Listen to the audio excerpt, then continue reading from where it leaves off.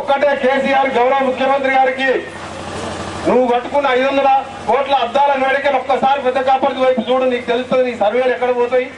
ఇక్కడ ఉన్న ఎమ్మెల్యేలు మన కర్మకాలి అడవులకి వచ్చిన ఎమ్మెల్యేలు మళ్ళీ అడవులకు పోయే రోజు దగ్గరికి వచ్చింది. ఇక మొన్ననే మన ఎమ్మెల్యే వాళ్ళన్న పిస్తూర్లు అమ్ముతుంటే జైల్లో పోయిన ఇప్పుడు ఆయన అన్ననే జైలు ఉన్నాడు, తమ్ముడు మళ్ళీ అడవులకు పోతాడు. మళ్ళా స్వతంత్రం వస్తుంది మనకు 2019లో. మళ్ళా తిరుమల లింగయ్య గారు భారీ మెజార్టీతో 1300 పిల్లలు చనిపోయి ఆత్మ బలిదానాలు చేసుకొని కన్న తండ్రులకు ఈరోజు వాళ్ళకింత బాధ పెట్టి చనిపోయి మనలాంటి వారు పోరాటం చేసి నాలాంటి వారు మంత్రి పదవి వదిలిపెట్టి 13 రోజులు ఆమరణ నిరాదీక్ష చేసి సోనియా గాంధీ గారిని ఒప్పించి తెలంగాణ తెస్తే ఎవడెళ్తున్నాడు తెలంగాణ, ఎవడు తింటుండు కోట్ల రూపాయలు, లక్షల కోట్ల రూపాయలు. ఇలా తెలంగాణ ఆత్మ గౌరవాన్ని ఆంధ్ర కాంట్రాక్టర్ తాకట్టు పెట్టి కొడుకు బిడ్డ అల్లుడు రాజ్యం వెళ్తుంటే నిజంగా నాలాంటి వారికి కడుపులో మంతుంది నిజంగా. అందుకనే గ్రామాల కక్షతోని ఎందుకు తిరగాలంటే మనం తెచ్చిన తెలంగాణ 4 కోట్ల మంది కోసం తెచ్చినాం, 4 కుటుంబాల కోసం తెలంగాణ తెలే మనం 4 కోట్ల మంది బాగుపడాలని. కానీ ఈ దుర్మార్గ పాలన అసలు తెలిసి కూడా ఇంతమంది పిల్లలు చచ్చిపోతున్నారు. 4 కోట్ల మంది తెలంగాణ కోసం 40 ఏళ్ళకి కొట్లాడుతుందని చెప్పి తెలంగాణ ఇచ్చింది. ఒకటే హామీ ఇస్తున్నాం, కేసీఆర్ కూడా ఒకటే సవాలు ఎదురుతున్నాం.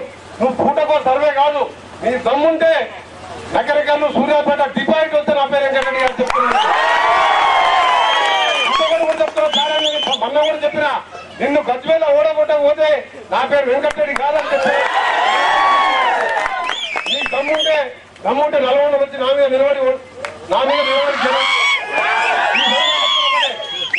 ఏంటంటే అద్దాల నోటిలో కూర్చొని bullet proof bathroom bullet proof అద్దాలు పెట్టుకుంటే నాకేం కాదు, ఎవరు రాలేసి కొట్టే నాకేం కాదు అనుకుంటున్నాడు. ఆయన బాత్రూమ్ కూడా బుల్లెట్ ప్రూఫ్ అద్దాలు పెట్టించుకున్నాడు.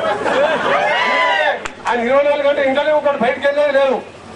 బయటికి వెళ్తే మాత్రం అంత ఏంటంటే వారానికి 3 సార్లు గవర్నర్ పోయి పూల బుక్క ఇస్తుంది. 50,000 కోట్లు అలా 10,000 కోట్లతో అయిపోయేదాన్ని 40,000 కోట్లు ఇలా దోసుకోవడానికి ఆంధ్ర మొత్తం కూడా ఇచ్చేసి ఇలా దోసుకుంటున్న పరిస్థితి. మన అసెంబ్లీలో కట్ల కట్టినట్టు చేసిన అన్ని సాక్ష్యాలతో ఒక్కరిని కూడా నిరూపించడం జరిగింది. ఇరిగేషన్ ప్రాజెక్టు రీడిజైనింగ్ అని చెప్పి దాన్ని దోషపెడుతున్నాడు. ఈరోజు మూసీలా మన గతంలో రాజశేఖర రెడ్డి మన పిల్లాయిపల్లి కాలువ రాజశేఖర రెడ్డి శాంక్షన్ చేస్తే అది పూర్తి కాకపోతే రాజగోపాల్ రెడ్డి గారు సొంతం డబ్బులు పెట్టి పిల్లాయిపల్లి కాలువ కింద తీసుకుని చెరువులు నింపడం జరిగింది. ఇవాళ దాన్ని 300 కోట్లు పిలిచి ఇక్కడ ఎమ్మెల్యే ఆ పక్క ఊరైన ఎంపీ పంచుకుంటుండ్రు తప్ప రైతుల కోసం ఇస్తానని కాదు. అది ఉదయం పూట 9 గంటలకు రాజశేఖర రెడ్డి గారు రోజు 10,000 మందికి ధర్మదర్శనం ఇచ్చి ఎవరు కాగితం తీసుకొచ్చిన సంతకం పెట్టేవాడు. ఆఖరికి 85 ఏళ్ల పెద్ద మంచి ముఖ్యమంత్రి రోషయ్య గారు కూడా 9 నుంచి 10 గంటల వరకు ధర్మదర్శనం ఇచ్చేవాడు. ఈయన మాత్రం ఈ దొర మాత్రం ఎవరిపైన ఎమ్మెల్యేలు ఎంపీలు వాళ్ళ మినిస్టర్ పైన సొంత పార్టీల మీద అపాయింట్మెంట్ చేయడానికి అంతు చిక్కని రహస్యాలు, మరెన్నో మనకి తెలియని పురాతన కట్టడాలు, వాటి వెనక దాగిన నిజాలు, పూర్వీకుల ఆచారాలు, మరెన్నో మూఢ విశ్వాసాలు, ఇలా కాలగర్భంలో కలిసిపోతున్న రహస్యాల కొరకు సబ్స్క్రైబ్ చేయండి రహస్యవాణి ఛానల్.